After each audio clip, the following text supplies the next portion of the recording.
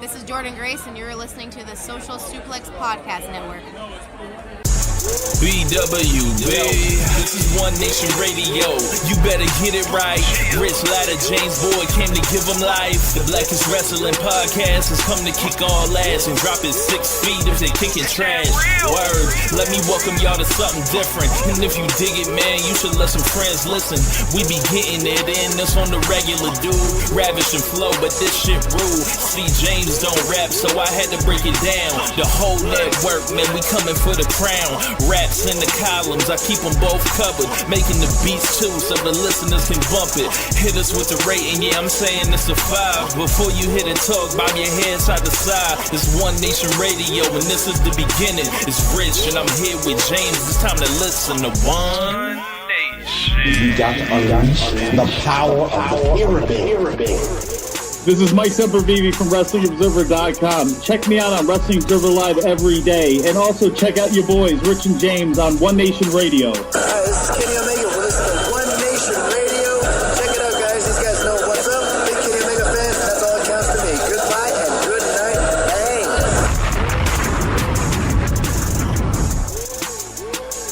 Welcome to the May 26th edition of One Nation Radio, and I am energized. James, what's going on, man? Not much, man. Yeah, man. Y'all already know what it is. Double or Nothing was last night, and they got loose. They did the damn thing. They balled till they fell, and whatever kind of phrase you want to throw on that, but yeah, man. What's up with you, James? Not too much. Just actually rewatched the show just probably over the last few hours or whatever else. So my thoughts are more informed now that I wasn't halfway talking to y'all, halfway not paying attention or whatever else, because it was it's a watch party, so that sort of thing. So I feel like I have fresher eyes on it or whatever else. Yeah, man. So make sure you guys are supporting the Social Suplex Podcast Network by rating and reviewing all the shows on the network and whatever device you use or application you use to consume the shows, whether it's iTunes or Podbean or whatever.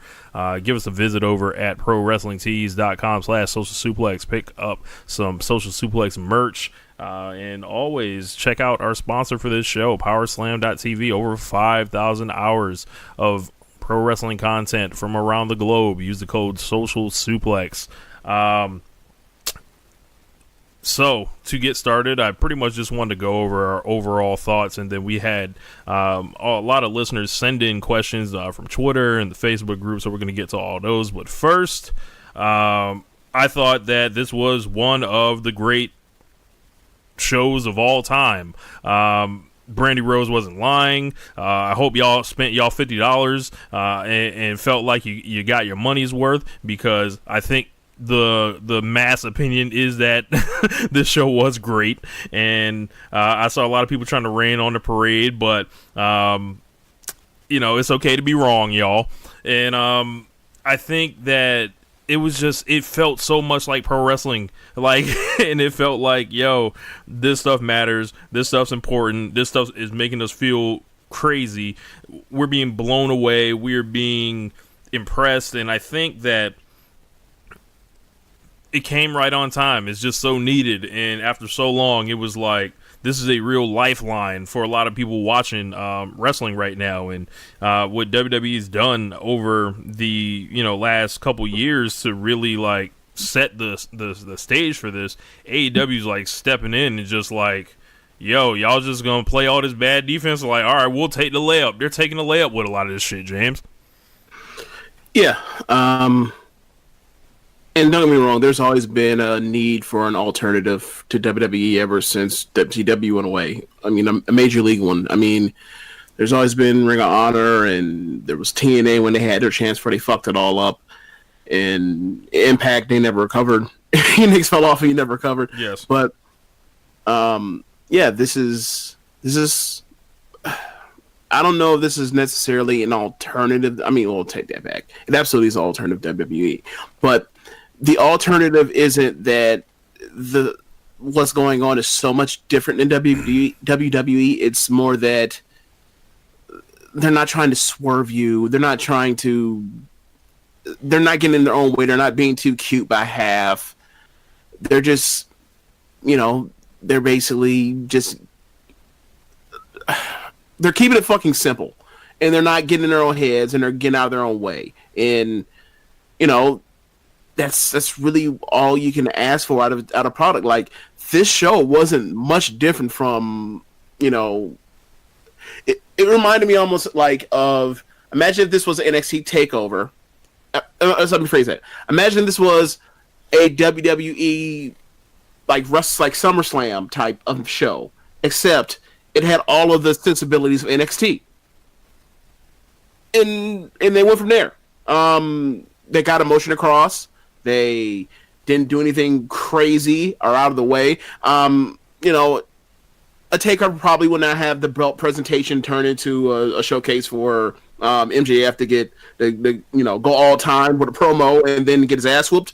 But aside from that, it's pretty much just video package match, video package match, video package match. The story is something that you can tell over the span of like 50 words or whatever else to get across what's going on, or maybe 2-3 sentences, and there you go. And they have video packages, and they have matches, and their matches tied into whatever the 3-sentence story was. Yeah. All the people that was hoping for the downfall, that was talking down the whole time, hating for months and months and months, bending over backwards the wrong way so they come out on the other side. How about it now? Like, it just felt so amazing for this show to go so well, and it was like, yo, this is what, like, the watch party we had. There were like 9 people there. There were a lot of people there that I previously hadn't known, or a couple at least, and it was just like, wrestling, this is what wrestling is supposed to feel like. It felt like, and I think that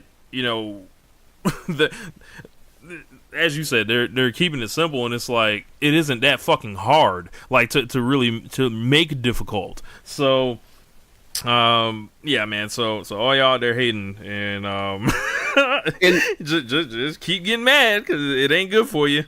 Yeah, and I think the main thing is that if you keep the story simple, you don't get in your own way and think that things aren't working, you need to change it up. And also,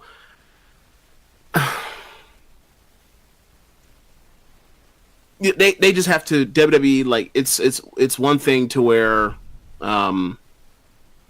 it's one thing for the benefit of your matches to rein stuff in for the sake of, we don't want to bury the main event or the big matches we have later in the show. But after watching this show and watching these NXT shows, I don't see the point of having, the rules in place that WWE matches typically have with the way they produce, where it's like, we need to rein in so much of everything between the match, between all the spots, all the in between, as opposed to getting out the fucking way and letting people, the people that are, the innovators, the artists, if you will, the wrestlers, tell their story with what you want the finish to be. And you see that when you watch, for example, New Japan, or you watch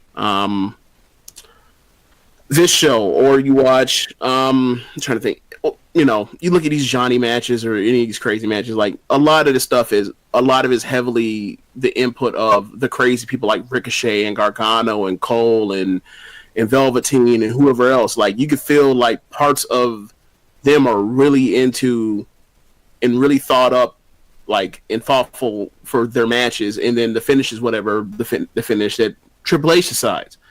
And then you watch some of these shows, and, like, for someone like Seth Rollins and AJ Styles and Daniel Bryan and Roman Reigns and all the list of all these super talented people, for them to have you've seen them have these not crazy matches, but you've seen them have these great matches, and they're great wrestlers, and then you see, like, these match layouts where it's clearly like they told them to tone it down. They told them that they need to, For some fucking reason, we need to have Roman Reigns have these shitty matches where he has to work from underneath all the fucking time instead of going out there and have bangers like he used to have over the last, however long.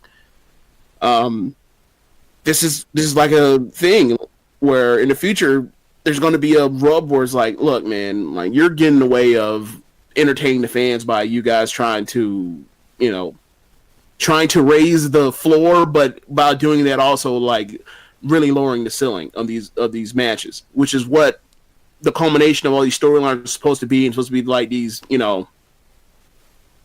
epic chapters or whatever else you want to call them, or these turning points, and they turn out to be like these things that end up, frustrating you at times or whatever else because whatever. And this was an example of like with everything else. There is the rest of wrestling, and then there is what the main roster of WWE does, and there's no need for them to try to do this.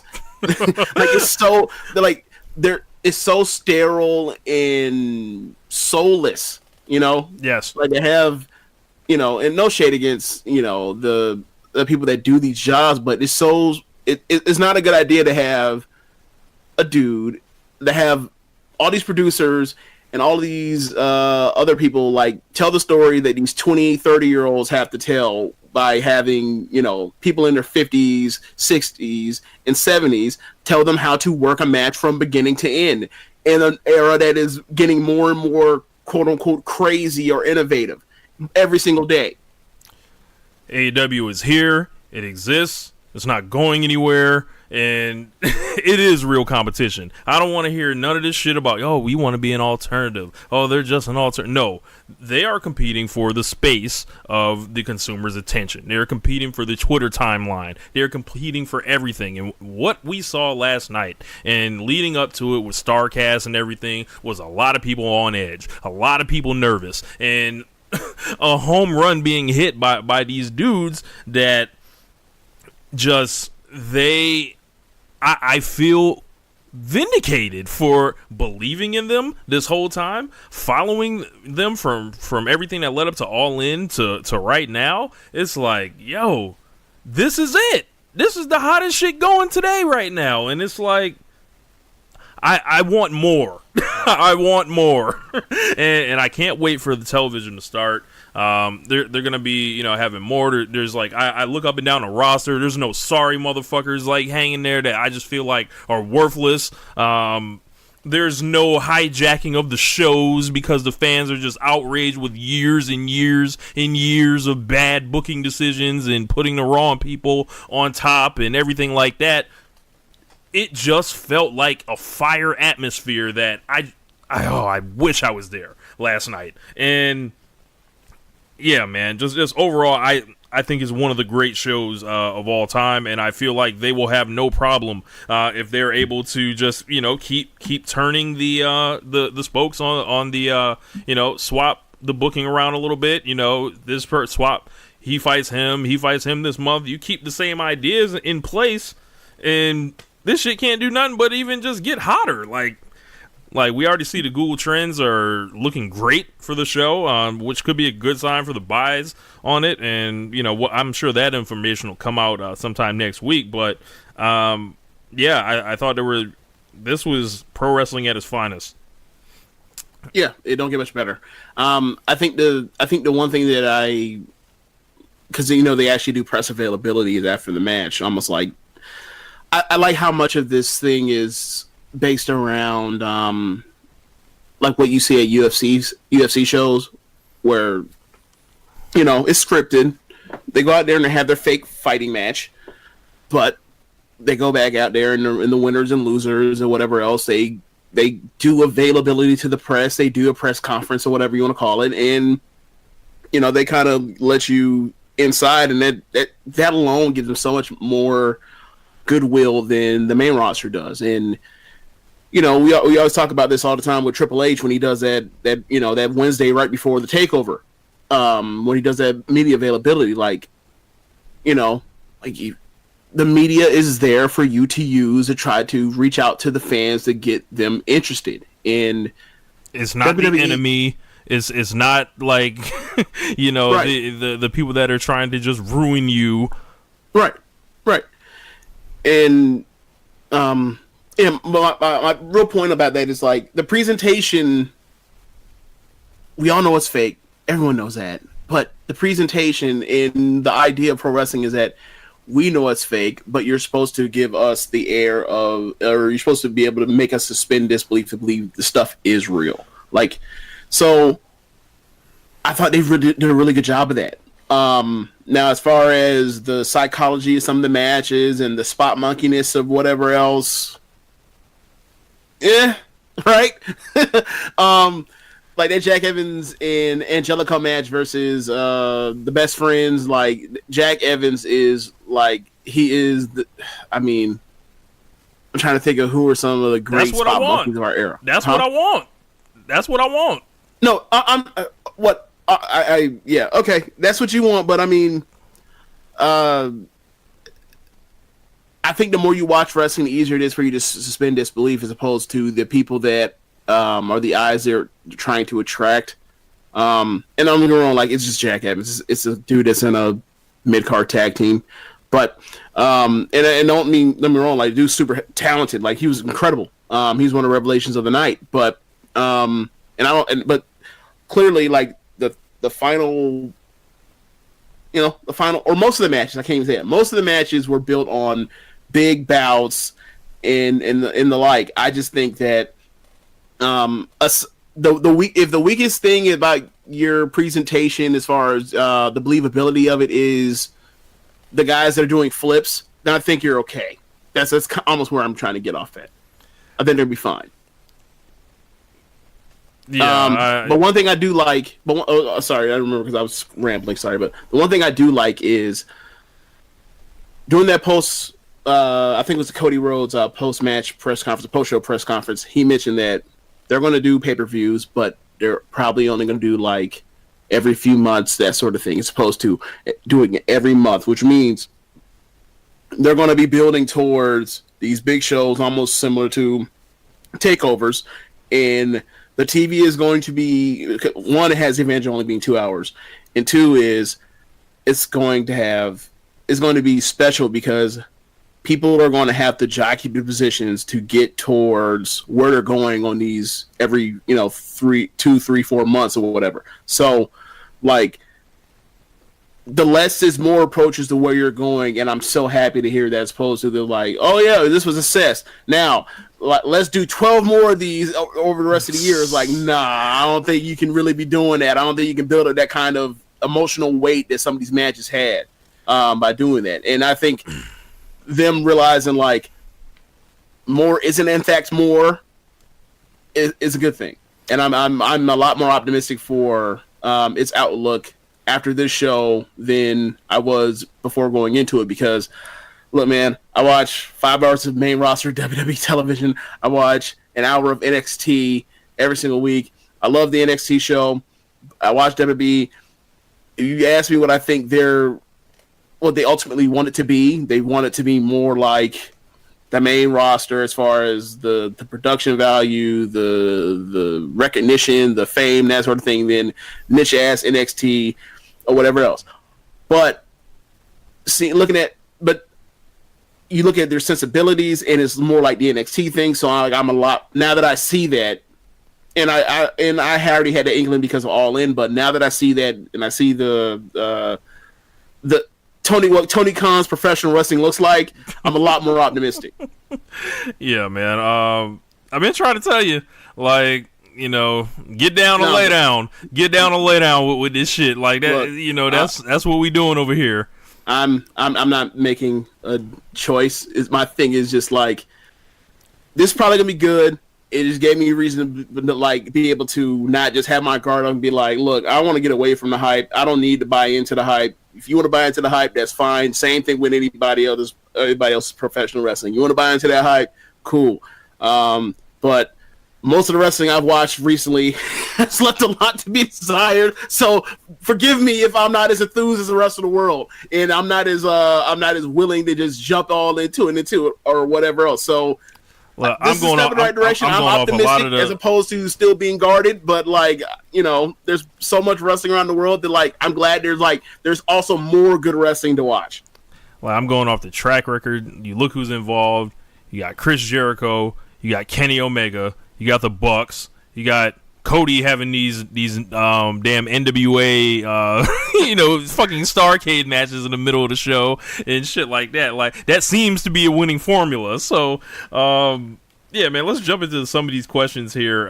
So first question is gonna come. I'm gonna go through Twitter, then move it over to Facebook. So Dylan James, he says, did Dustin blade off a spear from Brandy, or did he miss something? Real question though, is Moxley / Ambrose in the running for Finesser of the Year? Okay, so first things first, I rewatched the match. What happens is he hits that buckle, that exposed buckle, and then he goes outside, and they're replaying him hitting the exposed buckle as Brandy pulls out some sort of stick, or maybe it was a sledgehammer. I don't know, but she hits Dustin, and then after that, Dustin blades basically underneath the ring apron as Brandy is getting thrown out by Hebner. Yeah, that's a distract. Pull the odds away, so while he gigs himself or cuts half his fucking face off. So that's what happened. Yeah, and as far as him being in the running for Finesser of the Year, I mean, I'd be happy to put him on the list.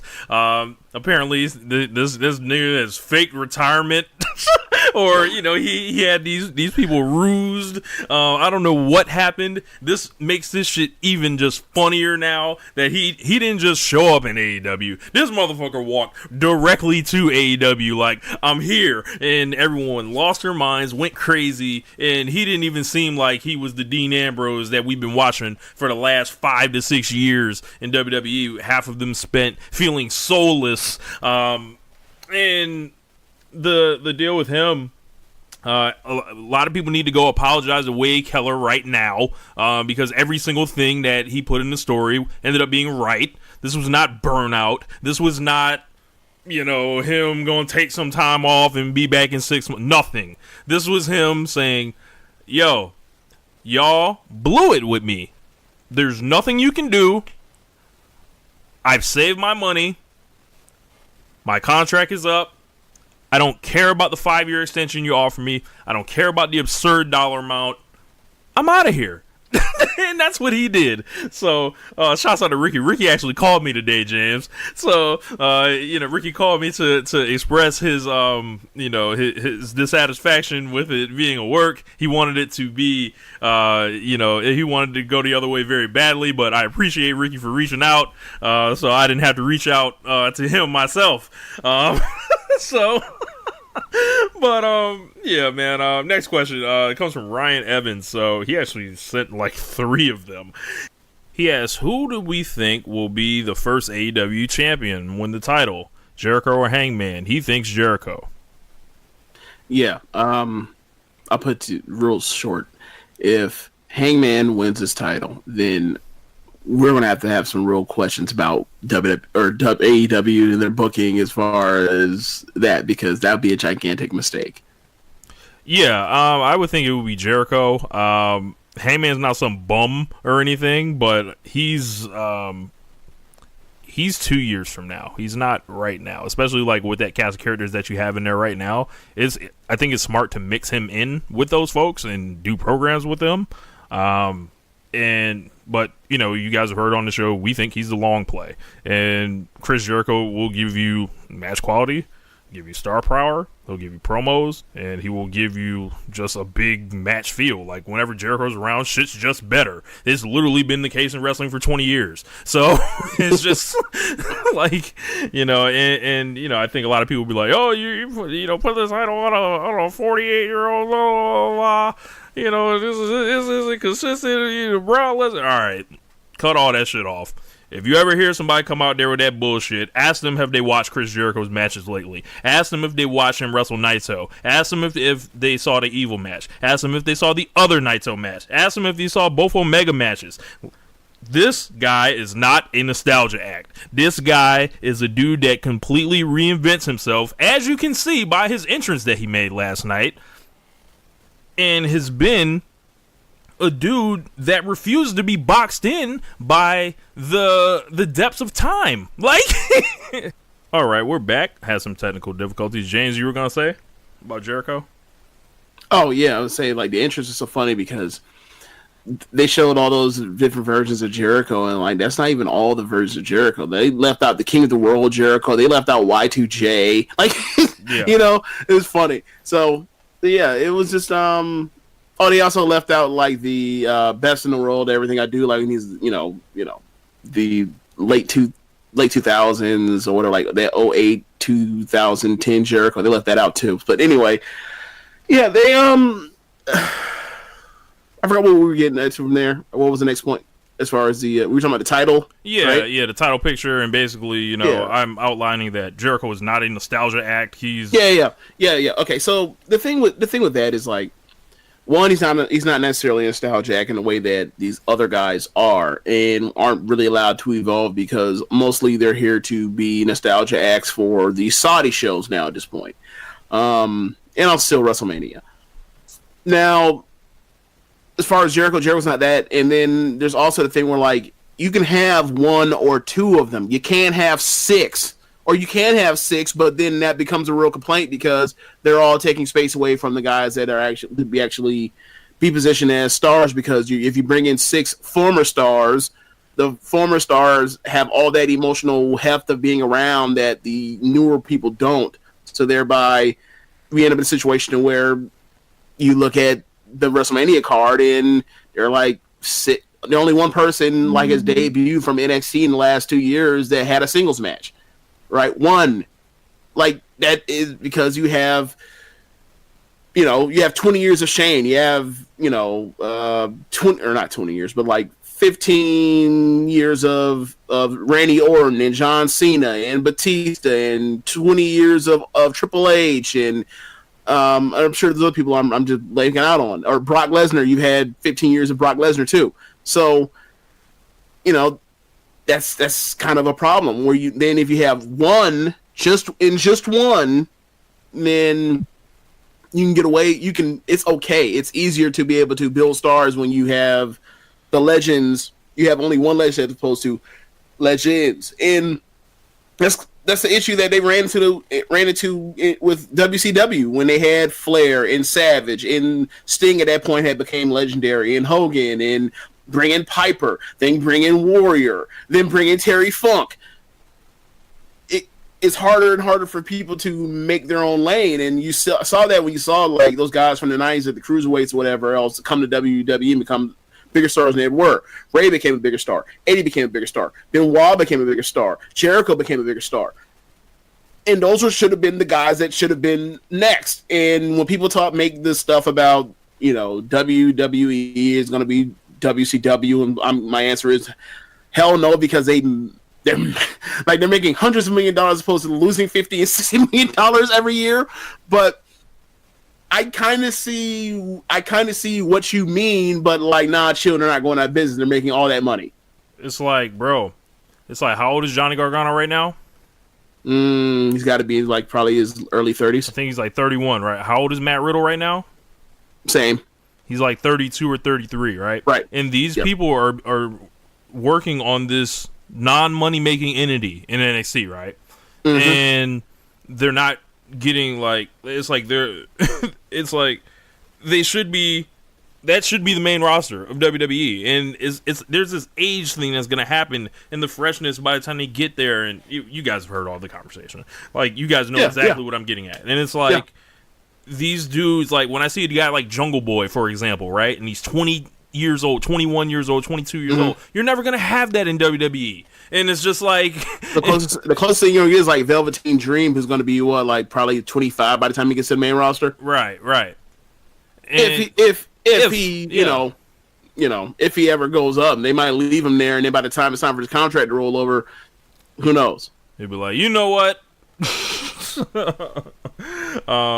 So Ryan Evans says, what did you guys think was the best match of the show? I'm gonna say Cody and Dustin, believe it or not. I probably would go with the tag match with the Bucks and the Lucha Brothers. it was just blow away. It's more in my realm of wrestling. Have you seen it again? No. Okay, on first reaction, it could be any of those last 3 matches, more or less, but I don't know. Like, you tell me what you think after the second time you see it. Gotcha. Yeah, me, I saw, the athleticism was crazy, the spots were intense, and it was just the Bucks. Like, what else? Like, I think he has a joke question as well, Ryan. He says, what title looks better, the AEW World title or the new WWE 24/7 belt? Yeah, I think the AEW belt looks cool, but like I'm not in love with it. Yeah, I think it's like a good 7 out of 10, like 7.5 out of 10. Yeah, like it looks good. It looks good. I'm not that big on like the gaudiness of it. Like I feel like it's like 4 inches too wide, but or too tall, or whatever you want to call it. But whatever. Like, what if Jungle Boy got to wear that shit one day? Oh my god! We cover that man's whole entire midsection. Yeah. So our boy Brooklyn Knight has a question. What up, boy? He said, disclaimer, haven't watched the full show yet. Would you have preferred some other match or setup to determine the first AEW champion? And what should AEW's secondary title be? I would say that I'm not necessarily sure that they need a secondary belt right now. I think that you got to remember this show had 2 tag matches on it. It also had 2 different women's matches. I think that you don't need a secondary belt. I think it needs to be 1 belt. I think that you need to, if you're actually going to put a focus on tag team wrestling and women's wrestling, you move the secondary thing out the way and you try to put all those on equal footing to an extent. Yeah. Make your secondary titles be your ancillary titles for the ancillary divisions. Yeah, like I think the Bucks, like in the Lucha Brothers and Best Friends and the team they debuted, Super Smash Brothers, like the tag team division is deep as hell. That can be your secondary division, and then if you don't have those belts on the secondary guys, it'll actually give you like more ways to act, like you'll actually have to do storylines with them, and that's one thing that I have full confidence in all these guys because they pay off everything they set up on stuff like BTE and the Road to Double or Nothing. Like, it was rewarding watching all those videos every week, whether it was BTE at 12 noon on Mondays or Road to Double or Nothing on, I believe it was Tuesdays if I'm not mistaken, and it was just like you see it. Like, they're peeling the onion back a little bit more and more each week, and by the time you get to the show, if you've paid attention, they've rewarded you for all these things. So no, but I think the best thing about the show was that if you're someone like me who knows these guys from watching a bunch of wrestling in the past, and you did not watch the show, you were not left behind. Like, you didn't necessarily need a video package to get over the story per se. Like the Jericho thing when he says, "I'm going to beat Omega, and I'm going to make him tell me thank you." Like, you don't necessarily need that in a video package, but it was in there and that's cool. But you didn't need that. I'm going to put Dustin out to pasture. You didn't really need that. That definitely helped as far as making people not roll their eyes and saying like this is a demo WrestleMania match I got left on the cutting room floor. But it was obviously old guy. His brothers, one's old, one's younger, still in its prime. Like, that was going to be the story. Is like, in theory, if you know what you're doing, like the younger dude that's in his prime is going to take out the old vet. So yeah, like I think the main thing is the simplicity. Like, it doesn't matter how much of it you watched or you didn't watch, because it was just there. And as far as like, I could have went for a tournament myself, rather than just how they set it up. But I'm sure they'll figure it out and make it all make sense. Yeah, so, then this is my question, right? Yeah. before the Pac and Page match got pulled, was the Battle Royal winners going to be the title match? They didn't announce that until that got pulled. Okay, so chances are, like, the two winners of those two matches, of the Pac match and the Kenny match, were probably going to be the number. You know, those were basically semifinals, or probably were going to be semifinals, and they had to pull it. Yeah, and they probably flipped the winners, like, because, like, all right, the whole time, like, leading up to the show, I thought Jericho was going to win, and then when that happened, I, like, flipped this week, and then, like, the day of, I was like, oh, okay, I don't know, it was like 50-50, so it was weird. Yeah, I'm not sure on the secondary belt, Ike, but the you know, I'm fine with what they did. I could have went for a tournament though. See, the thing for me is, I'm not too jazzed for secondary title, because the perfect person for the secondary title would have been Adam Page. But now he's going to be fighting for the top title. It's like, all right, now what? Well, there is MJF. So, I mean, my thing would have been like, you have MJF versus Page for the top title. I wouldn't. I'm not sorry, not top title. I'm sorry, the secondary. Yeah, title, yeah. In theory, yeah. So, sorry about that. Another question from Ryan Evans: do you guys think Double or Nothing was the best pay-per-view of the year so far? I think it's the second best. Yeah, I don't think I put it over Wrestle Kingdom or. Oh, okay. Well, if you want to put over Wrestle Kingdom, then I would say it's the third best. Then. Yeah, I think we're all talking about like the NXT takeover, but even then, like, those are 2.5 hour shows. These are like full length 4-hour shows. So on that end, like, I think it's second behind Wrestle Kingdom. If you throw NXT in, then I'll say it's third. No, I mean, the thing about the Wrestle Kingdom, or the takeover thing, is like the top 3 matches, like the top 4 matches on NXT are better than the top 4 matches on what's it called.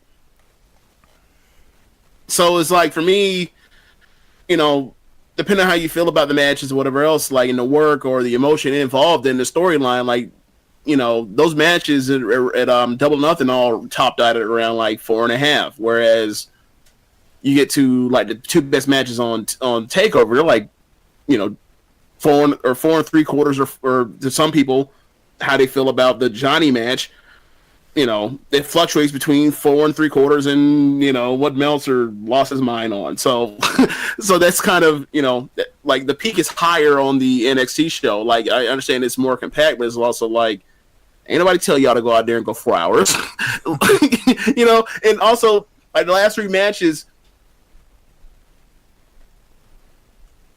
between the last 3 matches, you could have cut out 15 minutes of time for them to make the matches better.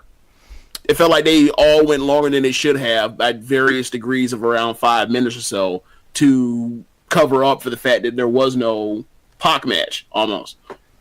So our next question comes from Dan Coffin. What's up, Dan? He says, can AEW keep up the pace set by Double or Nothing? I really believe more in that actually being the case now that I know they're not doing a pay-per-view every month, and they're probably going to go, you know, every, you know, 3 months between. Yeah, so they're going to have like Fyter Fest next month. They're going to have Fight for the Fallen in July, and then All Out is basically it's the last day of August. So right now they are kind of set up for like a show a month right now, but they don't have TV. So the stuff can move kind of at a slower pace right now. Do you think all those are going to be pay-per-views? I mean, they're not going to do a show and not have a way for people to watch it. Okay. And that's just what I think. I know All Out is a pay-per-view for sure. They push that. Yeah, that's definitely. But Fyter Fest and Fight for the Fallen, I'm sure those will be available for people to watch. And I feel like they can. Like, as I mentioned earlier, they just have to literally move the Rubik's Cube around from the settings they had it on from last night. Like, what if they wanted to break up the Lucha Brothers for a night and have Pentagon wrestle somebody? Like, so it's, you know, they just have unlimited options at this point, because the roster does not have years of stagnation. They don't have. There is a sense of roster placement already. Like, you know who the top stars are, you know who the middle guys are, and you know who like the tag teams are. You know who like the players in the women's division already. Like, you just got to move the Rubik's Cube around a little bit, and I think they'll be in good shape. Another question about Ambrose finessing comes from our boy Joe Saba from Australia. What's up, man? He said, looking forward to this. Did Ambrose finesse the WWE? Okay, so what is supposed to be the consensus story for all of us to kind of know what the situation was with Ambrose as far as leaving WWE? Because I've heard people have said that, like,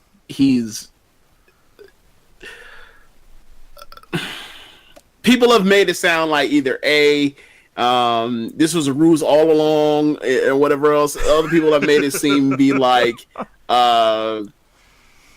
he wanted out, just wanted to be out, and then they came calling after naturally, and I'm supposed to like a mark. Like a dumbass and believe that like there ain't no tampering going on.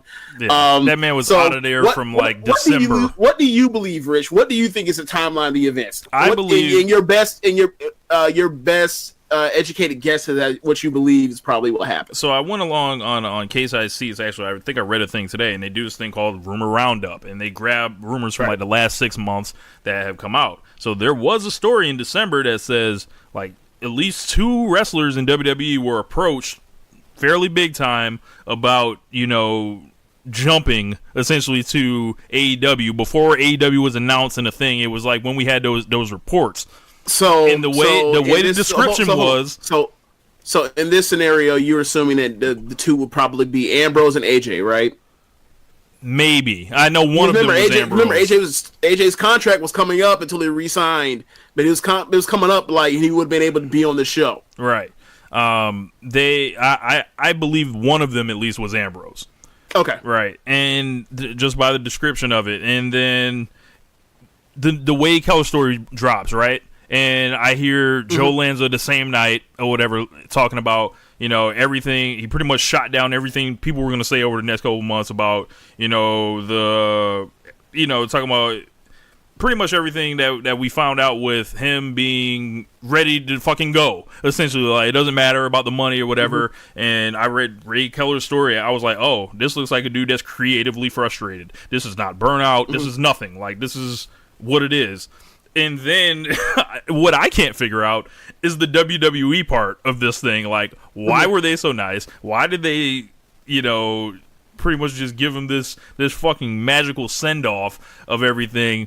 Maybe Ambrose knew how to work the game through this. Like, he's like, because they were throwing stuff on, like, I don't know, because the story broke before he was the first guy to break, before the revival, before all the people that started getting time added on. So I don't know if WWE was in the mindset to try to add to Ambrose's contract because he didn't ask for a release. Like, it was like a thing, like, they came to him with a new contract. He turned it down, 5 years, whatever.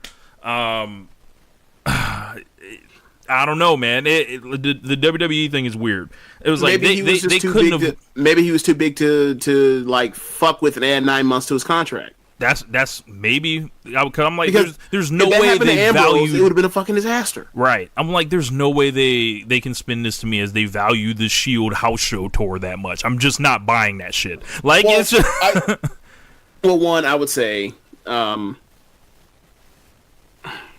I would think he would have been too big to bury, and it would have ruffled a lot of feathers for their two of their top 4 guys in the entire company. Right? It would have pissed off. It would have pissed off Roman. It would have pissed off Rollins if that were to happen. Right. So you don't want to do that. And then, there is no way, and I mean no way, that there will not be a time later on, 5, 10, 15, 20 years from now, where he doesn't eventually come back and he's in the WWE Hall of Fame and he's a WWE legend on a Legends contract, right? I don't know. So for me, it's like, okay, he left, but like he's always gonna be like he's too big of a like you can't tell the history of WWE in the last decade without mentioning Dean Ambrose. Like, you know what I'm saying? So it's like I don't think they can erase him in a way they could erase someone else. You know, I guess is kind of where I'm getting at, or shit or fuck around with because they know there's future money in Ambrose, regardless of whatever else, of whether or not this is some shit that will pass, and also the relationships between the other two Shield dudes that you want to really fuck up like your relationship with two of your four biggest stars in the entire company if you like shit on their homeboy. Yeah. I think Ambrose probably like. And don't be wrong, they buried him on the way out, so it's like it's not like they didn't fuck with him, but like I mean, like they didn't add 9 months because that would have been a really, really, really bad look. Yeah, and I think there was an element, a Brian Pillman-esque element to this thing, even though it's a little different, obviously because he didn't get WWE to release him from a contract as a work or anything. But you know, if he just acted a certain way, like, yeah, man, I think I'm gonna hang it up. It's like kind of lured them into this false sense of security, like, oh, good old Dean, we'll just, you know, we'll see him on his way out, and you know, maybe one day, like, I fully believe that could have happened, and I'm okay. Here's where I'm willing to believe. I'm willing to believe either A, it was a head slapping pattern move.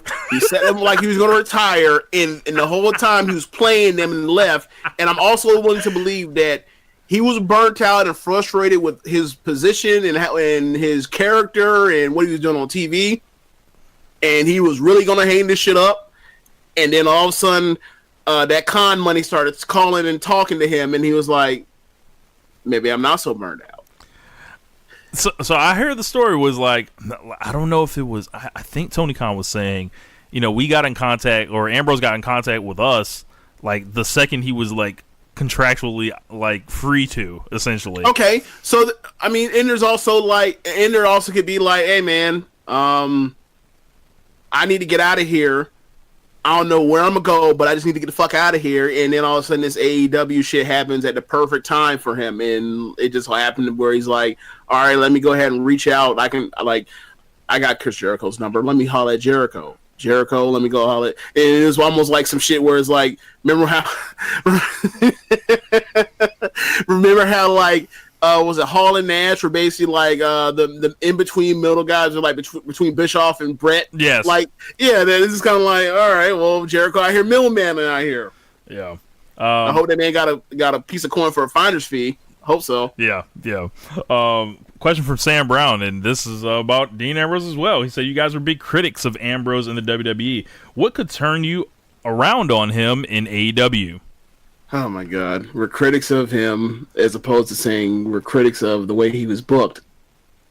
Like, I guess I'll have to like pull up, you know, like any 2014 through 16 like show we've done. Like, if you listen to any 2014 through 16 thing, you would be like, oh, like they like that guy, but they've treated him like shit, so now they're just done with him. Like, like it's the same things that we like buried. If we like talk shit about Bayley, it's like, nah, man, like, we all like Bayley, but they've shitted on her, and they're not gonna, like, clean her off, you know, so it's like, it is what it is. I think Dean Ambrose got booked in just one of the most terribly uncreative, soul-sucking, horrible ways went from SummerSlam to the time he left. Like, the whole Seth Rollins feud was an absolute disaster that stained him, that stained Rollins, that stained the fans watching this shit. And the thing with Dean Ambrose is he's always been over.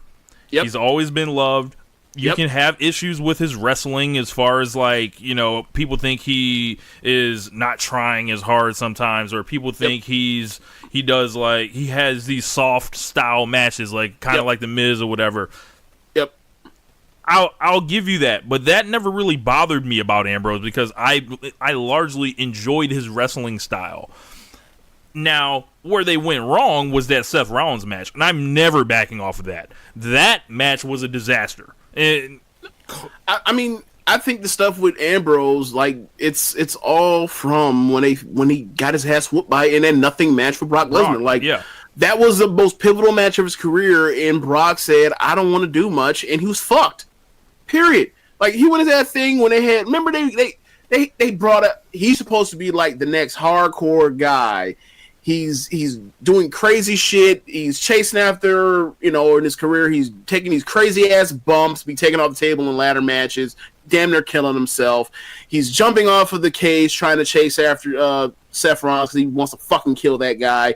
He's a fucking lunatic, right? He's had a flat screen explode in his face, but but whatever. Yeah, like, he's the crazy hardcore guy that is lovable or whatever. People want to see chase after the title, and he gets that hot at the where people want him to win the Royal Rumble in 2016. He did. He got the title shot. People love that match. It was a great match. Crowd was 100% into him and would have bought him as a champion at that point.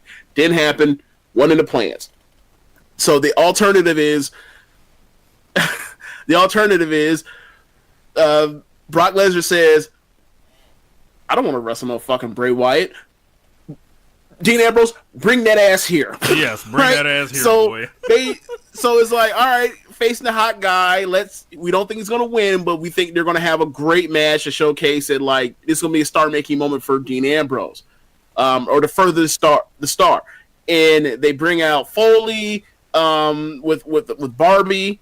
Barbed wire baseball bat, and they bring out Terry Funk, and he says, "If I think you're the best in America. If I had a son, I want to be just like you. If I had a daughter," and then he paused because he ain't saying nothing after that. And then he grabbed the chainsaw and gave him the chainsaw, right? He's Chainsaw Charlie, and he's crazy Terry Funk, and that whole match was a fucking, a props gag match. And then after that, you have the Jericho feud when they do the Asylum thing, and he breaks Mr. Plan, and then he wins the Money in the Bank. He cashes in, becomes champion, and I mean, blah blah blah. You get it. Like, they missed their opportunity in between WrestleMania 32 and by the time he won the title, like, he was already cooling off. And by that point in time, this is AJ's title to win.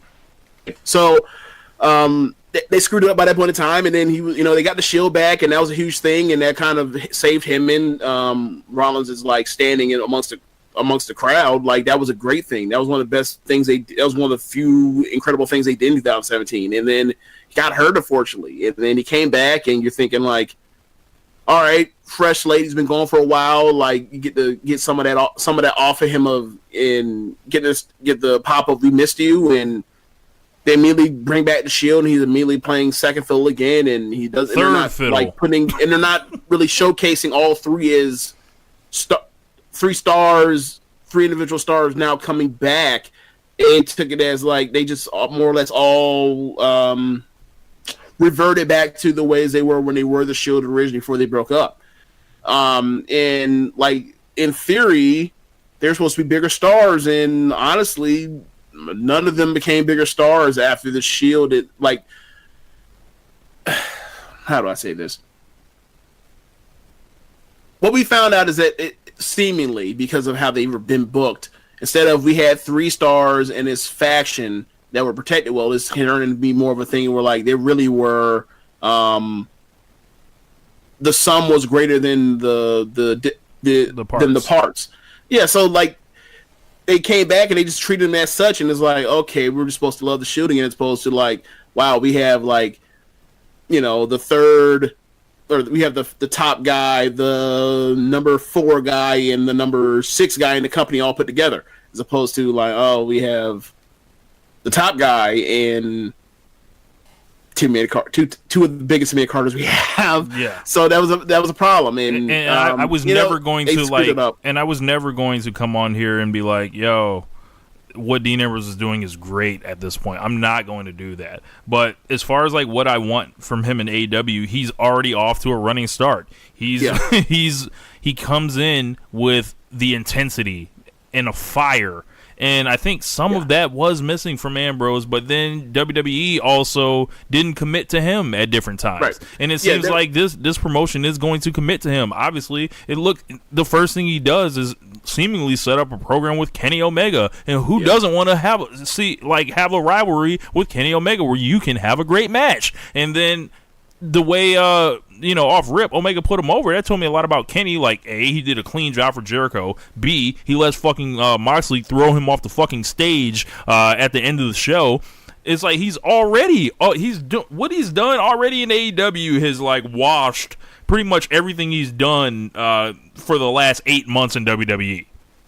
Yeah, pretty much. Like, there's no gas mask. There's no him getting inoculated and saying that the crowd stinks and doing that shit for heat. That shit. Anyway, it's the intensity, the fire, the passion. That's what I want from Dean Ambrose, and you'll hear me singing his praises again. And I think the main thing with Ambrose that the reason why the character never reached its potential was. Or the act was because it never got a chance to get over the menace and the danger of Dean Ambrose. Aside from like the time when he was like chasing down Seth after the show broke up, there was no sense of this dude's fucking crazy and he will hurt you. And once he hurts you, it's gonna be an issue. Like the closest we really got was after like Ellsworth fucked him at TLC 2016, and you're like, and then AJ put over like. To Ellsworth, you think that you actually have a shot to beat me, so you screwed your homeboy to get a title shot against me. Dude, Ambrose going to tear you limb from limb, and then all he did was hit him with a finish and call it a day. We felt like he was going to mutilate that dude.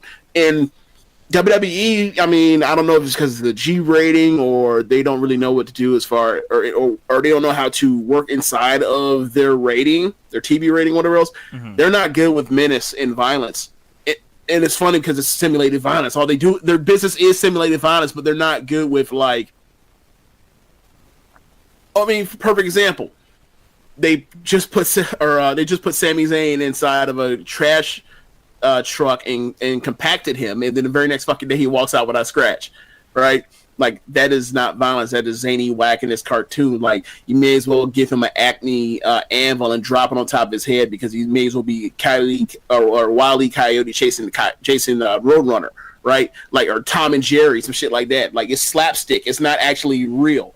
And I mean, you kind of have to go to those places, and you kind of need that sort of that reality check of trauma to offset and make the comedy stuff also land as well. Like those are opposite ends of the spectrum, and you need one to make make each feel important. And when all you give us is zany, wacky stuff, like, it feels less important, right? So like when they did for perfect example, another one is when they used to do when they did the Usos and Usi Hot and backshaving with the Revival. Right. The rest of me watched 20 years ago. Somebody would have done that. DX would have done that to like APA or some shit like that, right? And APA would have kicked the shit out of them. APA would have left them like bleeding, or bleeding in their own bed of blood or their own bath of blood, right?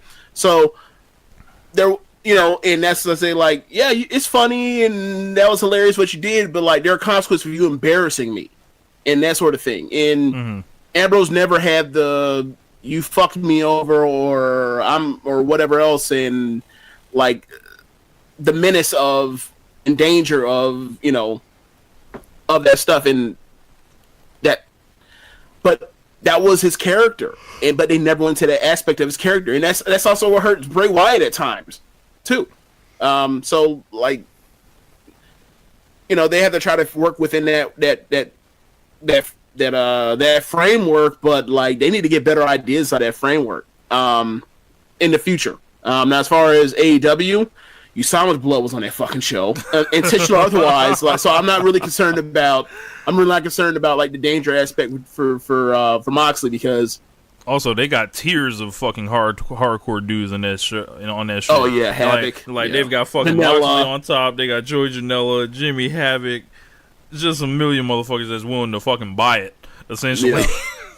Yeah, and then you also have freaking and you have Asia Kong who just busts people's face open. Yeah, man. So there's also that too. Like, look, you like, the funniest part is, like, we've been watching Stardom, but like Stardom is like the pretty boy shit. Oh, okay. like Sendai Girls and Oz Academy, they have no problem with people leaking all over the place and drop people in their heads. Rossio Gal trying to keep it clean out here. Yeah, I mean, Stardom used to be like that. Like, I've seen pictures of Kairi Sane where her like fucking eyes swollen shut. You know, but like that kind of changed after Yoshiko shot on old girl Yakuzawa or whatever. So like after that shit happened, like that whole thing changed up. Like they were like, nah, we can't be doing this. Like we got Io Shirai and Mai Iwatani in the same stable as this woman that like bust this woman's face wide open and beat her so badly her career was over. So we got to change some shit up. All right, next question comes from Dave Finishow. He says, do you think AEW would be wise to pursue WWE camera and production members harder than they should pursue wrestlers who might not be happy with the organization? No. It did a pretty good job. It's the first show. If they need to go grab anybody in any camera crew, they need to grab New Japan's. Not Ring of Honors, not Impact's, not anybody else's. If you're going to learn how to shoot pro wrestling, you need to go get it done by New Japan. And I think the deal with that is they fucked off a lot, I think, during the pre-show, and I think they were doing it. It was not nearly as bad. Yeah, and then as soon as the main show came on, I was like, oh, it feels a lot more settled in now. Yes. Yes. And, I mean, as far as their shooting presentation, like, they missed a couple things. They missed, like, a dive or two or whatever else. But luckily, they had the replay, which that's what WWE does whenever they miss something completely. They replay it as well. But there were a lot less camera cuts. I remember, like, during that pre-show, during that battle royal, I was complaining, like, dude, this is bad. Look, they're cutting this shit left and right like Kevin Dunn is doing this. This is really bad. But for his credit, once the main show started, it was a lot more stable, and especially on the rewatch, it was also like, I remember I watched it, it was like, this is a lot better than even when I, kind of had my ire up watching it live. So you rewatched Battle Royal too? No, okay. I'm not rewatching a fucking Battle Royal. Yeah. I don't give a good damn about a Battle Royal, so no. Yeah, and as far as like wrestlers who might not be happy with their organization, shit was funny last night on Twitter because Sasha Banks was tweeting every liking stuff, and Bayley was tweeting the Revival, Big E, just name names, and everybody was showing love, and it was like, man, and this kind of rolls back to Moxley, and I think JD from New York, he gets a lot of shit sometimes because he's a little even further off the deep end than I am at certain times. But a little bit, like he's just the master of hyperbole, and also like he's not afraid to say something sexist. Yeah, yeah. So like this, like don't get it. So it's levels like, to the shit. Yeah, he's like, you gotta be like, I've never fully embraced how he shits on stuff because, like, I also hear some of the other stuff he talks about, and I'm just kind of like, okay, like, he would be, like, if there was a Barstool sports wrestling thing, like, he'd be, like, the perfect person for it. Yeah. And that's not the shit on, like, Barstool as far as, like some of the content they come up with, like some of the stuff is good, but there's also that other side where you kind of have to be worried for and be on the lookout. Be like, okay, right? Like you got to keep that at arm's length.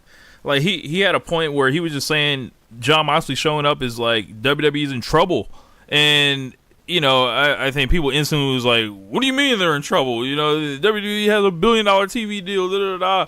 But he went on to explain, it's like, yo, Do you think other WWE wrestlers were watching that show? Fuck yeah, they were watching that show. And then when they saw Ambrose walk through that fucking crowd and just like how he felt like a star and reinvigorated and just full of life, you don't think none of them want that too? Like, how about this? How about this? Let's not even go that far to just Dean Ambrose of a damn Grand Slam champion, right? Right. Let's go to the OWE people. The OWE guys, the Black Hearts, right? Strong Hearts. I'm sorry, Strong Hearts. Yeah, Strong Hearts when it's T-Hawk and Shima and I can't remember the third guy's name. Lindemann. Lindemann. Yeah. Who's basically like I want to see Lindemann. I want to see Lindemann in a small strong guy match against Tyler Bate. They're just built like. Can we make like it a triple threat with Gable players? Sorry. Can we make it a triple threat with Gable too? Yeah, sure. Why not? But I mean, like the Gable's more cut up. Like Bate and Lindemann look like they just they look like they went to the Backlund school of short but strong as an ox. Wow. Right. So anyway, like you have them, you have Kylie Ray, who I've never seen wrestle before, but I mean that don't mean nothing. There's a bunch of wrestling I haven't seen, but I haven't ever seen Kylie Ray. I've seen Britt Baker, never seen Nyla Rose wrestle before. And then you have Rio, who's working. You saw where she works. You know what I mean? Like she, sometimes she's working in the wrestling ring, sometimes she's not. And then you have people from like Pro Wrestling Wave and Hikaru Shida, who she probably came over a couple times and worked, but like that's those are like the Shimmers and the Shine type of deals, or Rise even.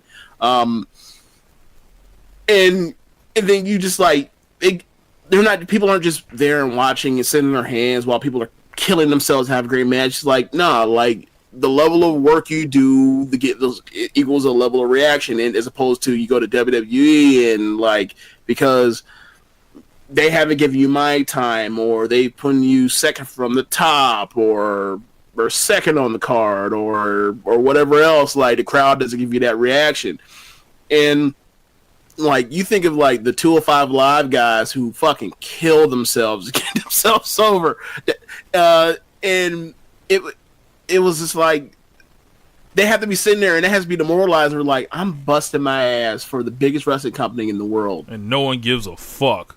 And no one gives a flying fuck, except for like people that watch me, that watched me 5 years ago and have known me for 5 years. Like to new people, like they're just like, who the fuck are this guy? They don't even give me the time of day.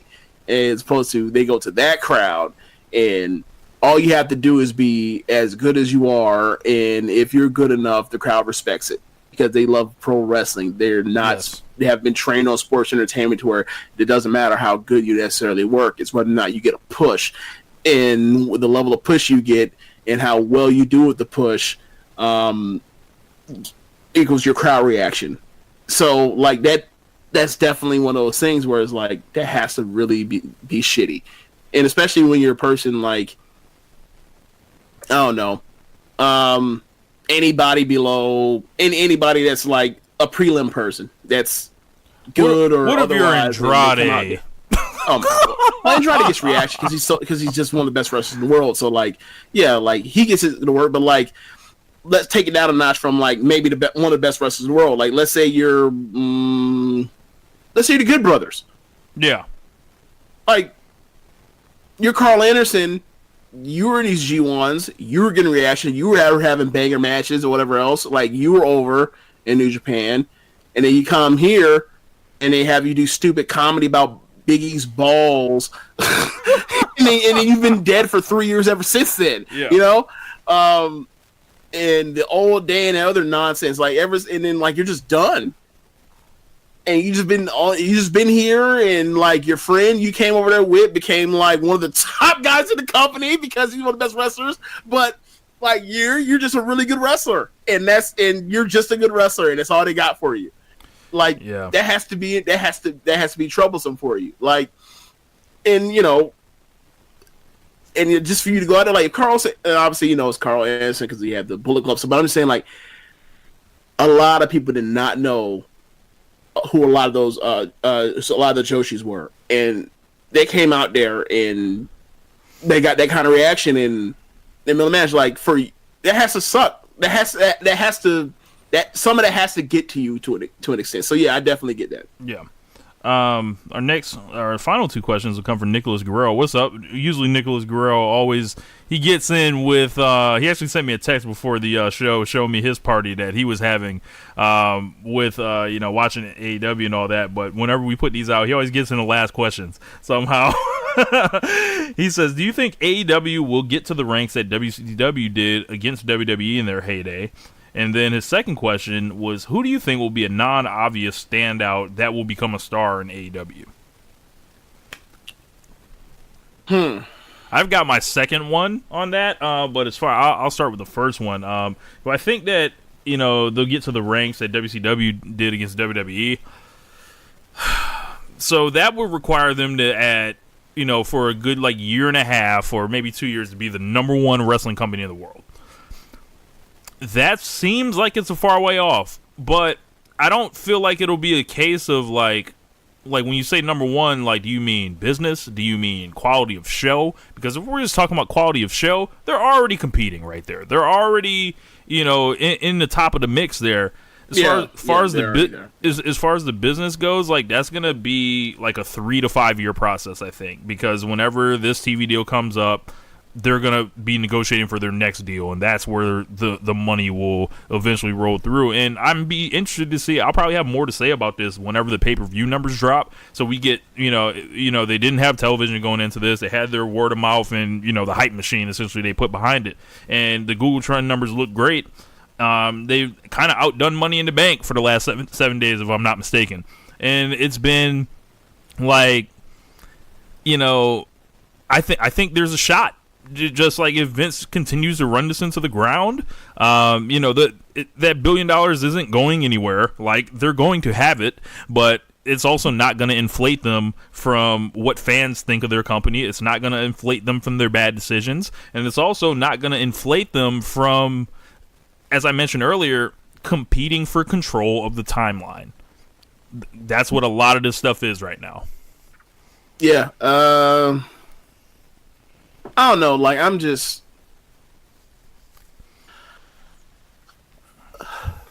I will say this.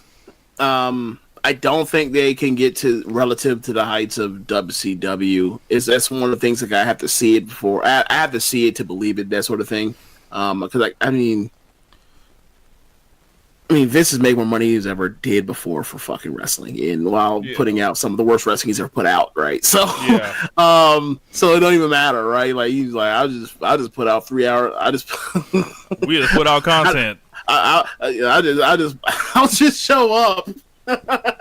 I'll just show up at the top of 8 o'clock hour. I come out and pull my pants down and shake my dick for 3 hours, and that could be raw for all I care. I'm making $50 million, or I'm making $1 million in a show, right? So there's also that is I don't know how bad it can get, but it could be that bad if it's gonna still make more money despite himself. It wouldn't fucking matter.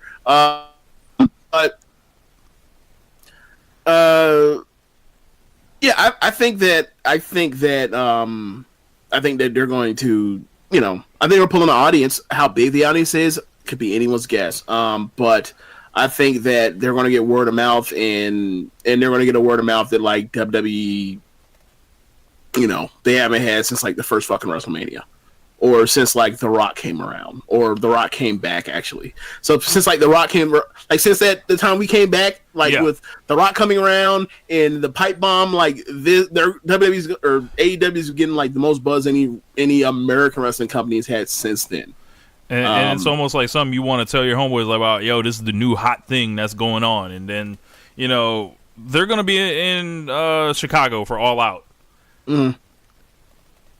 Oh wait, so the next question after that is the next question was about who do I think who's going to be the breakout star, or who do I think has breakout star potential that it's someone that's not clearly going to get a push.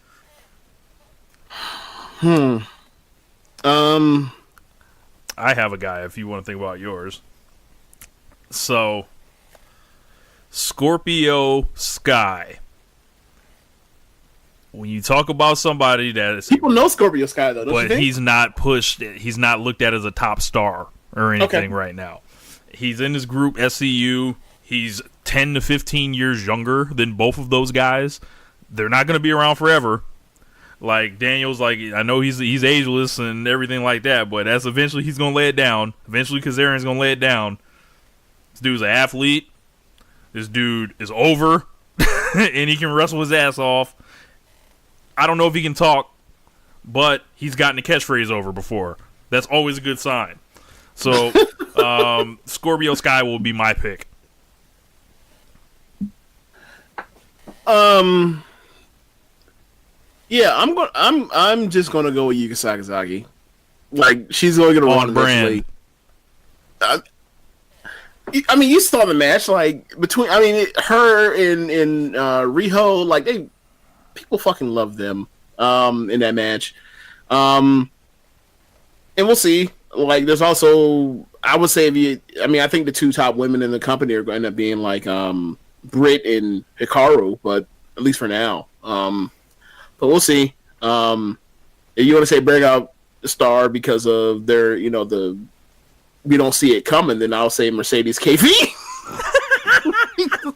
when she gets out of, was 18 months from now or whatever, when she finally comes to terms, get the fuck away from WWE or whatever else, or they patch it up, whatever else. I'm saying 50-50 coin spot or chance that either she patches up or she's out of here and she go on the first plane to AEW or AEW. So yeah, like there's also that. But yeah, for me right now, just someone's actually in the company, I'd probably say Yuka Sakazaki. Since we talking about out of the company, Chicago made Punk. If they bring that man out at All Out and then be like, yeah, we'll see y'all on whatever date the show starts, we are on pace. I'll say that. We are on pace. And it will be so funny. It will be so funny. Break the glass. It's gonna be so funny because people will be pissed. Yes. All they're doing is grabbing ex WWE stars. It's like, okay, like, do we want to talk about like when like Vince raided AWA? No. You think Vince actually invented Hulkamania, huh? Yeah. Oh, okay. Yeah. There were a lot of like there was a lot of bullshit on the timeline. I'll just say. I mean, that I just don't like. I get it, but I don't understand. No, I'll take it back. I get it, but like, I don't feel like your feelings are of my concern. That's, you know what I'm saying? Like, I get how you have this attachment to this company, and then to see that like these people that were on the company are now doing something else, and it may take potentially take, I don't know, it may hurt the company like 5 years from now by like 5%. So thereby, like, there's like some type of betrayal or whatever else. But like, what did you think about the Cody thing? We didn't talk about that yet. When he broke down Triple H's whatever, like it wasn't symbolic, okay, so and the reaction to this, because boy, as you know, and I think you had this too, like. You have, like, at least for me, I have a love-hate respect relationship, a love-hate but respect relationship with Triple H. Yeah, he was the reason. Like, I fucking quit watching wrestling over what turned into a reign of terror because I sensed that it was gonna be bullshit and got away before like he decided to, terrorize the company for real. And I have respect for Triple H for his WrestleMania matches with Undertaker at 27 and 28 and WrestleMania 30. I thought that bill was incredible. My favorite wrestling promotion in the world right now is NXT. He's the head booker of it.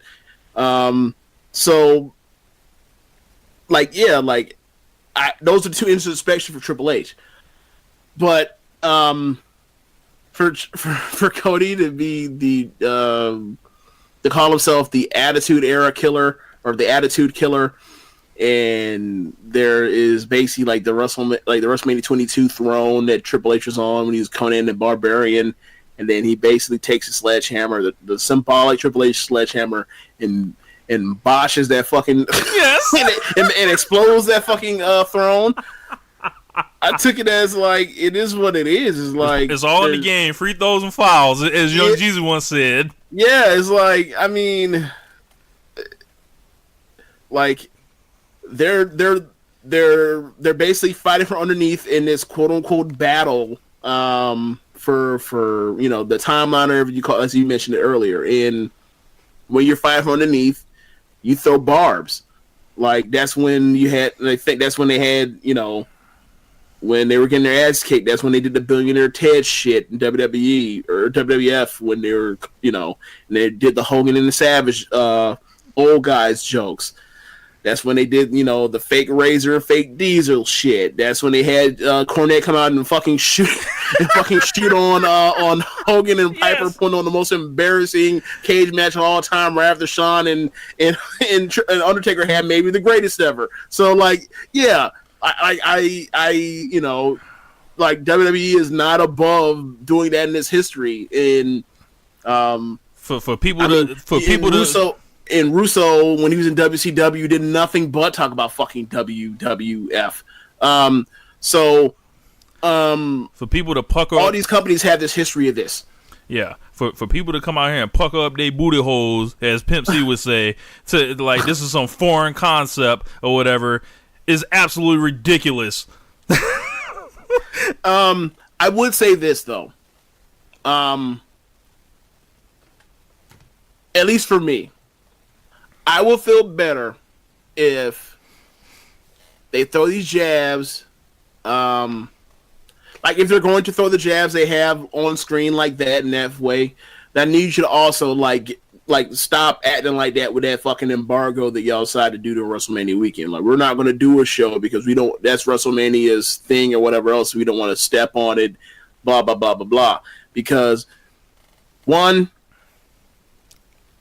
I'm not really for playing both sides, and then two, or playing both sides. Like you can't have your cake and eat it too, or you can't, you can't come out here and say like we want no eat beef with WWE, and meanwhile like beef with the motherfucker that's gonna be the head of the company in like 10, 15 years, right? Or the number two in command, and then also talk, make jabs about the attendance. That was great. Yeah. I thought they were funny because it's the same shit like anybody that follows it will make jokes about. But one, I don't really if the idea is we also want to attract new fans, like that will be something that those are two things that will be lost on them. What the fuck does that throne symbolize? What the fuck does this attendance joke? I don't get it. Like when they did All In, or like what the fuck's this pyro joke at the beginning of the show or right before the show started. But yeah, so like for me it's like pick one, either be classy or don't be classy. I don't need this deciding when you're gonna be classy. Like I need to be messy or classy, but the decision's yours. Pick one. I'm good on either. But pick one. I don't need you out here throwing rocks behind your hands. Say it with your chest and shut the fuck up. That's kind of I can agree on that. Like, and I'd like them to say it with their chest and stand behind it, because you have a strong product to stand behind at this point. You got one show in the can. That's one of the best shows we've ever seen. You feel like you got an infrastructure that put together. You got big money. Like, I like how they didn't ignore other companies on the outside. They were mentioning stuff about Jushin Thunder Liger on commentary. They were talking about different stuff around the world. Like, yo, the AEW audience is like, they're the most knowledgeable fans, like as far as like all around the world watching different things. It's like they don't have to treat their audience like with kid gloves and handle them as like they don't have to create a whole universe for them to all live in. They be like, hey, this is the wrestling world or whatever. This is, these, what's going on. We know what's going on, and these are the players that are in it. This is, what this guy wanted to express.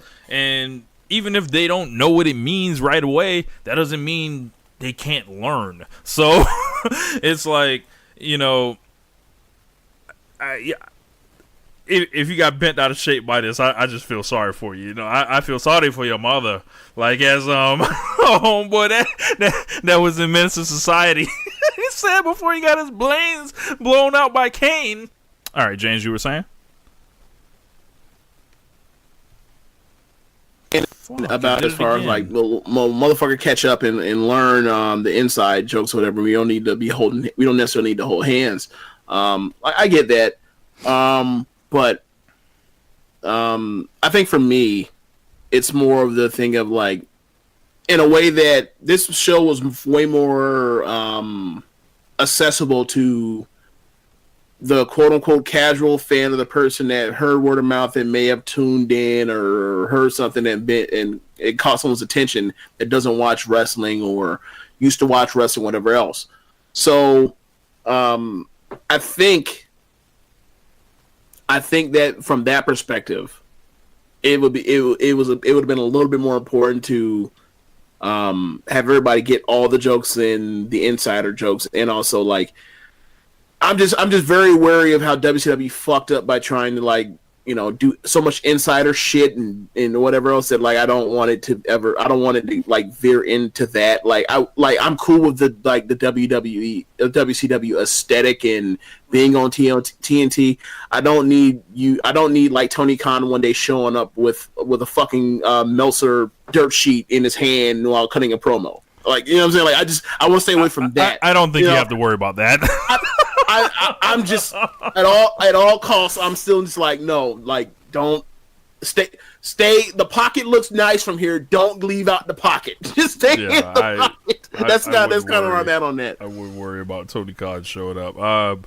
He actually did, like, there was a lot of media availability after that. But as far as the matches go, I liked pretty much all the matches that were on the show to a certain extent, and it was just like it all felt great coming out of it, and it was just a happy night. I released my star ratings on my Twitter earlier, and rewatching anything. What was there anything that you particularly like got out of rewatching those matches? Because you know me, I'm not huge on the rewatch stuff, but I might go back and actually take a look at this just because I want to feel it again. Essentially. Oh my god. So yeah, this is like the first pay-per-view I've rewatched in. Maybe WrestleMania 33. Because I didn't even rewatch like All In. I've never rewatched a Wrestle Kingdom. It's just too long. Yes, but I would say that the Dustin and Cody match on rewatch, when you can hear the commentary, and not have, you know, a wrestling party going on and everybody marking out or whatever else during the spots. I think that match, and I think that the Joshi 6-way or 6-woman match, those two matches that both were better on rewatch. I would say that the Young Bucks match is worse on rewatch because it honestly feels like after they get, it felt like they went way too far past their peak, and the stuff they did after the peak was still very good, but it just felt like they kept going, and they could have just went home. It almost felt like, do you remember the U.S. title match during the John Cena Open Challenge between Cesaro and Cena? July 4th, 2015, or excuse me, July 6th, 2015. Okay. How do I remember that? I don't know. Okay, well, that's kind of example of like, this was a kick-ass match. You should have cut it off like 5 minutes early. Like, and it wasn't like their last 5 minutes were some atrocity or it was a botch fest or like, it just wasn't like, that was the crescendo. You should have just went home then. So there was that. The Jericho match, like after the table spot, it kind of lost intensity. I can't really put my finger on it on the rewatch of what exactly happened. I mean, there was one clear botch where they were trying to go from the One Wing Angel to a like DDT. It wasn't a tornado DDT, but it was a DDT attempt that got fucked up, and then they wrestled another like minute, and then they redid that exact spot. It was like, just move on. But it was besides just that spot that kind of felt like it just lost its taste, because they just came out and they were just like two angry ass men. They were chopping the shit out of each other. They beat the fuck out of each other and breaking each other's noses. Bro, I love that match. Like, and it was like, it seems like it's kind of a divisive match online. I think the thing is that it started out as a chop fest and a slug fest and everything, and then they went through the table stuff, and then all of a sudden, at like the end of the match is a wrestling match, and it almost like went backwards, where it should start at, or they should have started like chopping each other again at a certain point, or Jericho had some type of answer to or some type of response to the V triggers. because the V triggers were there, but for like the intensity and whatever else, but like, or maybe you know what maybe was because they kind of had their standing brawl at the end of the match. You know, after double down and people get up and they go back and forth and you get the boo yay or the the yay yay or whatever else. They were doing it while Jericho. I'm sorry, they were doing it while Kenny was on the apron. So that might have been what really made it kind of like the crowd. It was because it wasn't just me; it was also the crowd. Just like they were hot for the match. They were hot throughout, and then they get towards the end, and like they kind of like it went down a level. And I think there are a few things. I think like because the physicality went down, like the crowd kind of like sensed it and kind of didn't follow. Yeah, but it's still a good ass match. Like I gave it, it's somewhere between 4.25, 4.5. So I went 4.75 on it, and I thought because watching how Jericho built up the Judas effect, like I knew like when he hit that shit and then how Kenny fucking crumbled and I was like, oh my god, this is crazy. It kind of gave me the similar feeling to when Daniel Bryan hit John Cena with that knee and it was like, holy fuck. Oh, okay, for you, but this is what I'll say. Rewatching it, the crowd had no idea that was a finish, or most of the crowd had no idea that was a finish, and because you see people in the crowd like put their hands up like, what the fuck? But you go back and you watch that. I think people were match. I think people were shocked that Omega did the job. I mean, there's probably that too, but you go back and watch that WrestleMania or sorry, that SummerSlam 2013 match, like when he hits him with that fucking knee, like people knew. People knew, like even commentary were like, "Oh, he just put a knee through this man's fucking face." So, but yeah, like I think, I mean, over time, or maybe they should have. I don't know how you. I mean, because he didn't do it in any previous match. I don't know. I don't know how he should. I mean, because I thought from what I've heard of and what you told me about how he built it in that the MMA style thing. Like, I don't know what else he could have done to have gotten it over anymore. I don't know. Maybe. I mean, because he hit it. I mean, he hit the freaking code brick and then he hit him with the elbow. So I don't know. I don't know what else he's supposed to do. I know this. They'll be ready for it next time. Oh yeah, like let him hit that shit at fucking Dominion. People were gonna be like, "Hold on, what the fuck is going on here?" Like, let him do that shit at Fight for the Fallen, where people gonna know, oh, the finish is here. It's time to turn up. But that's pretty much all I had really on the format sheet. I enjoyed the show a great deal. I'm glad AEW is here to stay. I'm glad we have like more great wrestling here to watch, and I think it gives WWE some motivation to like try to like step their game up, you know. And I mean, yeah, in theory. I mean, obviously that's you would think, but you know, no guarantees. So yeah, I mean, yeah, there's no guarantee. I mean, the closest we have to a guarantee is like, you know, Triple H gets the helms of this thing and brings some stability to like the storytelling aspect of it, because like that's I mean, as much as we complain about the wrestling not being on par with the best stuff in the world, it's still pretty, at least for big shows, it's still good enough.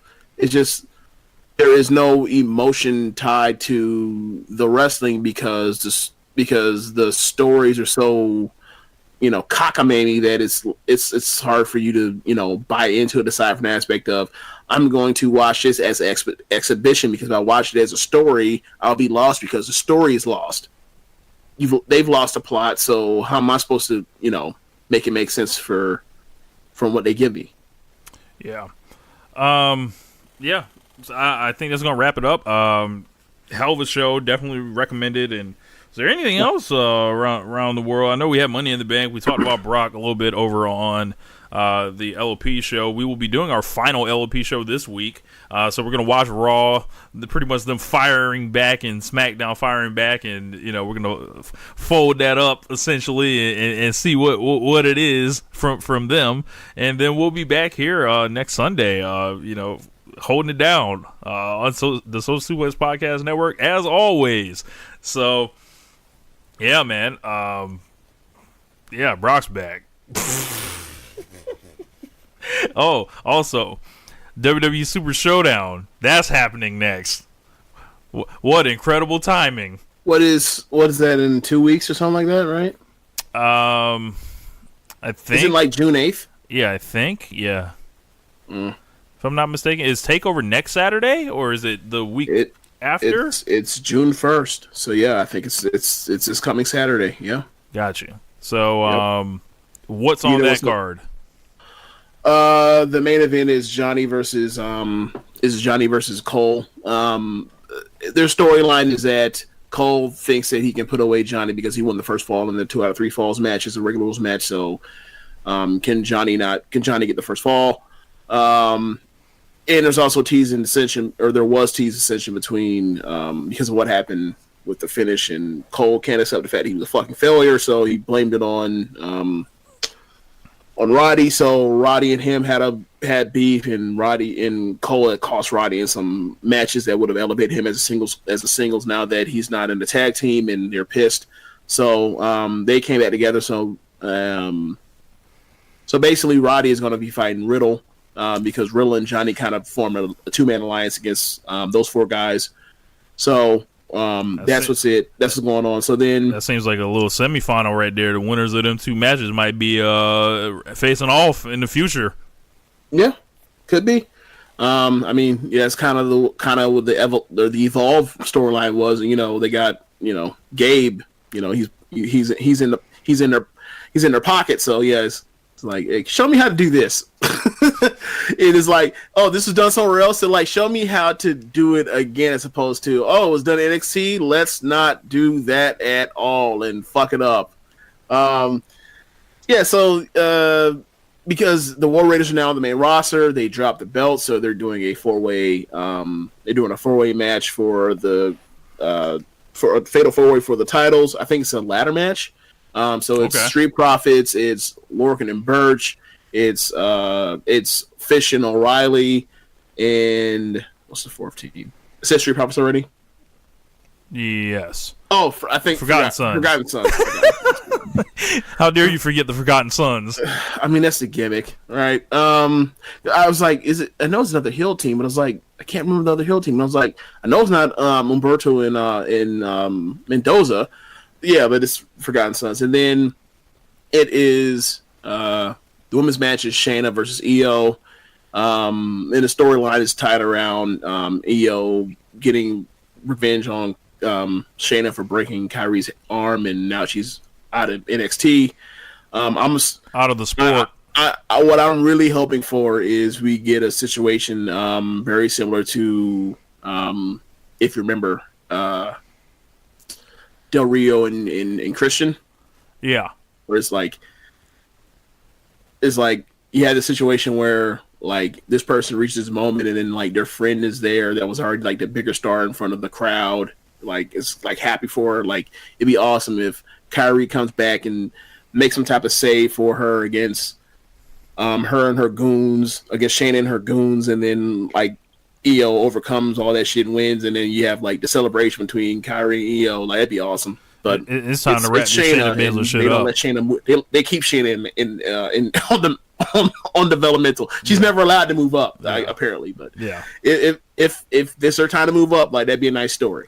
And then you have Bianca right there, because Bianca is now a heel again, and she's beating Mia over and over now. So I think they wrestle this coming taping or this coming show on Wednesday. But you have that, and then the last match is Velveteen Dream, and because he's supposed to be facing Dijak got hurt, so in comes Tyler Breeze.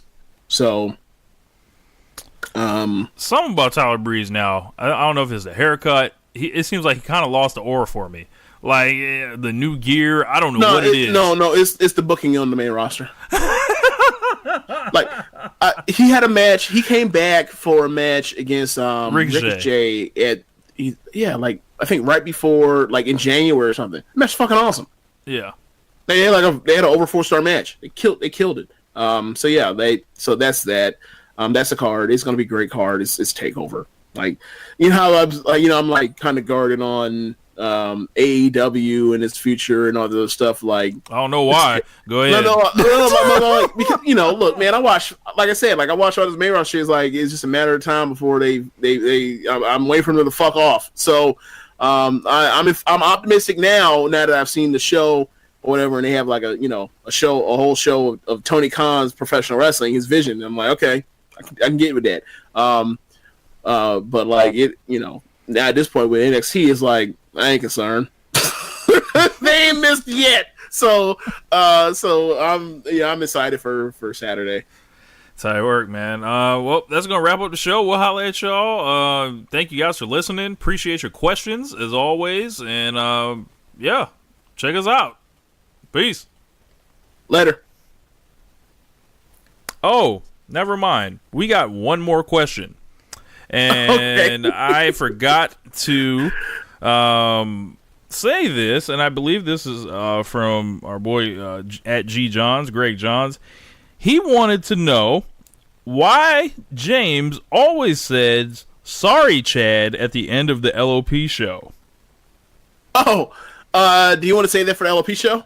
And leave that as a reveal, so that's like sure. Just find the final answer. Correct.